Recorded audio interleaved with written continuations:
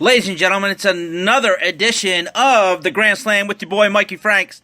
Listen, this is a day we don't usually do a podcast, but I'm gonna rock one right now because I feel like I gotta get out there and I gotta talk about my team, the Pirates. I mean, I've been with them since probably the late 80s when they were an okay team. Obviously, the early 90s when they were a great team. And I'm going to be there with them.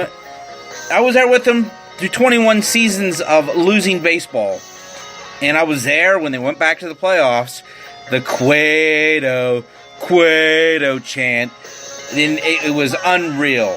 And I'm going to be through them through the tough times. I feel like there's a couple years of tough baseball coming for the Pirates. So I'm going to talk about them a little bit. Obviously, the trade for Gerrit Cole and Andrew McCutchen, they didn't bring back what fans wanted to bring back. We got a couple, I don't want to call them high-end prospects, but prospects with a lot of potential. Colin Moran might be a high-end prospect. He's probably going to be the starting third baseman for the Pirates this year. And he's a guy, he changed his swing last year. Batted .307 with, I believe, 18 home runs in 71 games in AAA. So he had a lot of pop in his bat last year.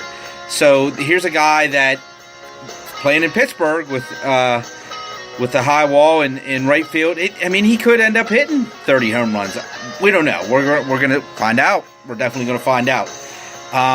He was probably the big name in the Gerrit Cole trade. Obviously, we got Musgrove, who's going to probably be one of the starting pitchers for the Pirates. And I'm going to get to the starting pitching. I want to go through the whole lineup on where we stand right now. Now we go to the McCutchen trade. Brian Robertson was the big get there. We won't see him for a couple of years in Pittsburgh. He's a outfielder, and obviously he's blocked by Marte, Polanco, and now probably Austin Meadows. I'm not sure if he's going to start out there. They have a lot of depth there. Sean Rodriguez can play in the outfield. Obviously, we've seen Adam Frazier out there. Obviously, Adam Frazier, I think in the near future, he'll be the starting second baseman for Pittsburgh. Josh Harrison's probably going to be on the move. He has come out and said the last couple of days, I don't want to be here. If you're going to trade them, you might as well trade me. I want to try to win in 2018 and 2019.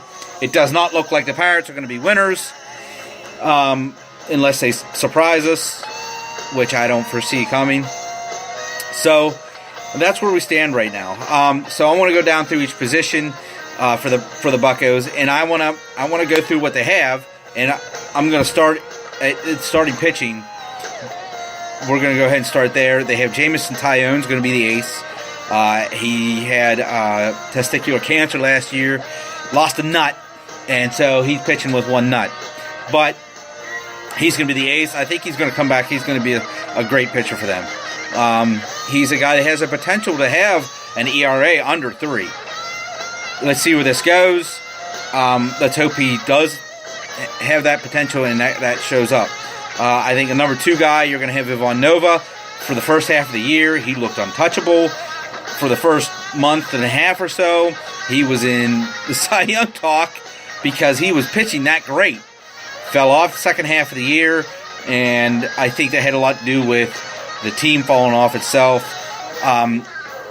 So let's see where he stands. Let's see if we can get a full season out of him like he pitched the first half of the year. If we can get an ERA of 3.5 the whole season, I'm happy. I like it. Number 3, Chad Kuhl's there, but I think our number 3 is going to be Trevor Williams. The second half of the year, he really pitched well. He was actually probably our best pitcher the second half of the year. Everybody remembers the game with the Dodgers and Rich Hill going 9 no-hit innings, and then coming out in the 10th and losing the game off of a solo home run from Josh Harrison. Well, the pitcher for the Pirates in that game was Trevor Williams, and he gave up 7 hits. I believe he only walked 1 or 2 guys, and I think he went 8 innings of basically shutout ball, and gave the Pirates probably one of the best pitching performances of the year, and gave them a chance to win, and they won it in the 10th. So Trevor Williams showed me a lot of potential at the second half of last year. There's a guy that could surprise you and have an ERA of 3.5. Of course, I said Chad Kuhl still there. Another guy with decent potential, but he's a number 4 or 5 guy on just about everybody's rotation. And then you got Musgrove.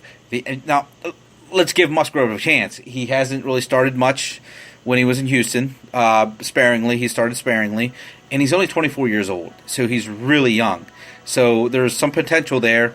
I don't foresee him getting any higher than like a number 3 guy on any rotation, but there's some potential there.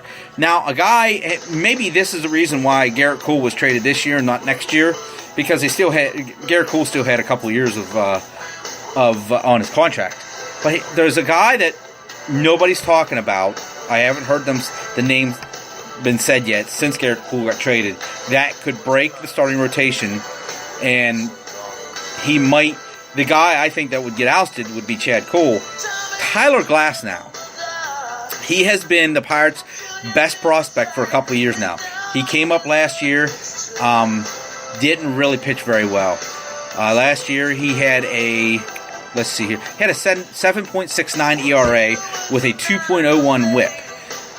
Not good. The year before, 4.24 ERA with a 1.5 WHIP. So he's got a 1.87 WHIP with a 6.75 ERA and 22 starts for the Pirates.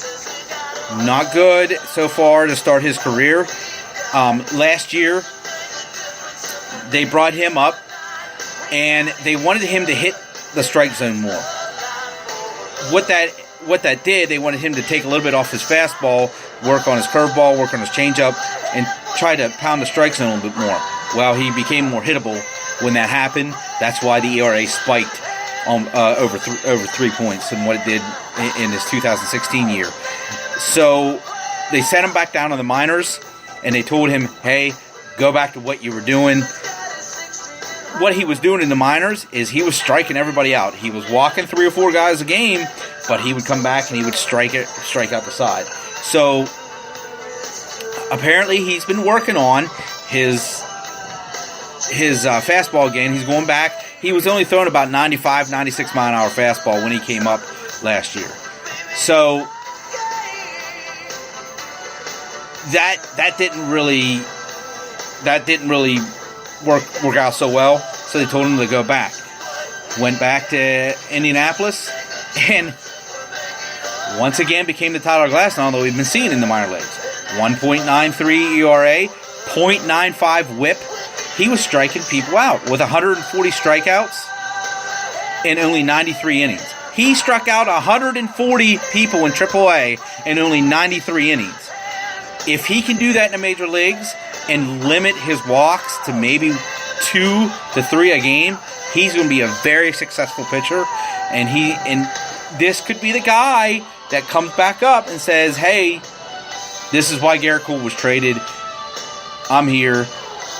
He's been so dominant in the minor leagues that you almost expect him to come up and be dominant in the major leagues. Wasn't like that last year. I'm willing to give him another chance this year because I want him to go back to throwing 98, 99 mile an hour fastballs and making people whiff. 140 strikeouts in only 93 innings is unbelievable. So let's see what Tyler Glasnow does. Obviously, he's going to be in spring training.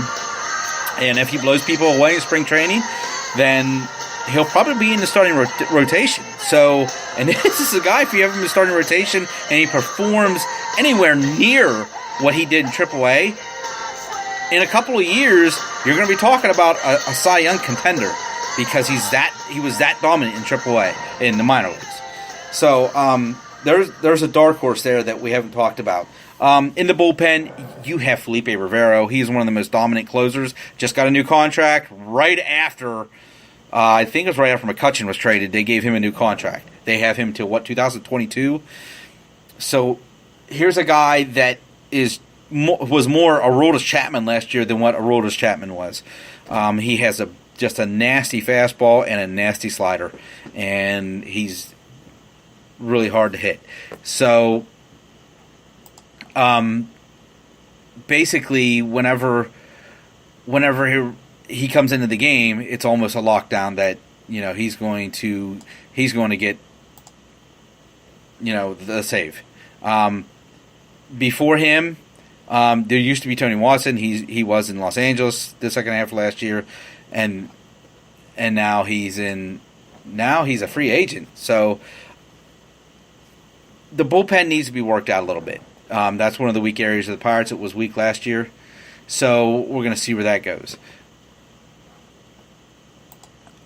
As far as first base, Josh Bell's going to be a starting first baseman. Again, you got Sean Rodriguez that can play first base. David Freese can slide over there if somebody else is playing third base. So first base is deep for the Pirates. Defensively, Sean Rodriguez is probably the best defensive player they have on the team. He can play almost any position, and he doesn't make many mistakes. At second base, you have Josh Harrison. Now, I don't believe he's going to be there very long. Adam Frazier is there. If Josh Harrison leaves, Frazier will take over. Again, Sean Rodriguez can play there. So second base is deep.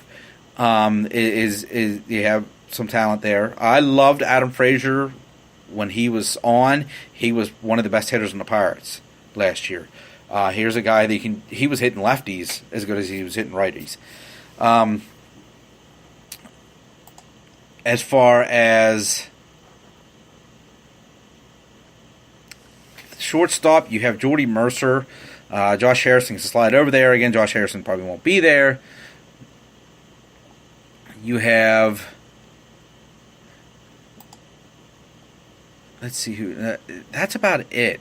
Shortstop. Sean Rodriguez will play there. Probably to spell him. Sean Rodriguez can play anywhere in the infield and can play anywhere in the outfield. So he's that type of guy that will spell anybody. At third base, you have David Freese. Now, David Freese is another guy that worked on a swing. He created more of a lift in his swing. That way he hits more fly balls. So let's see where that goes. Here's another guy that could be traded before the season starts. If you're obviously they have Colin Moran there too. I actually think Moran will end up being the starting third baseman when the season starts. I think you're going to see David Freese possibly get traded if they can get something for him. Obviously, they're looking to rebuild, so I don't think they're going to be David Freese. He's getting to that age where he's good defensively, but offensively he's could be a liability. But if they can get something for him, there's guys out there looking for a third baseman. If the Yankees don't get Josh Harrison, David Freese is an option. So again, there's another guy that may not be in the Pirates when the season starts. And at catcher, you got Francisco Cervelli and Elias Diaz. There's no more Chris Stewart; he's gone.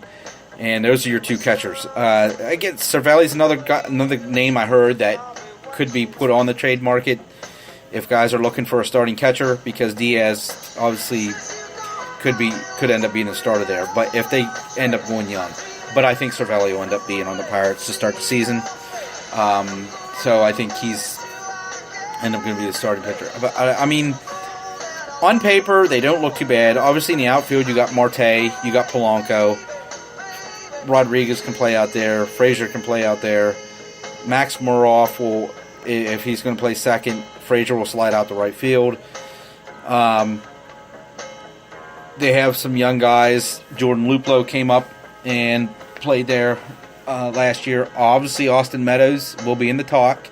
He's going to be in spring training.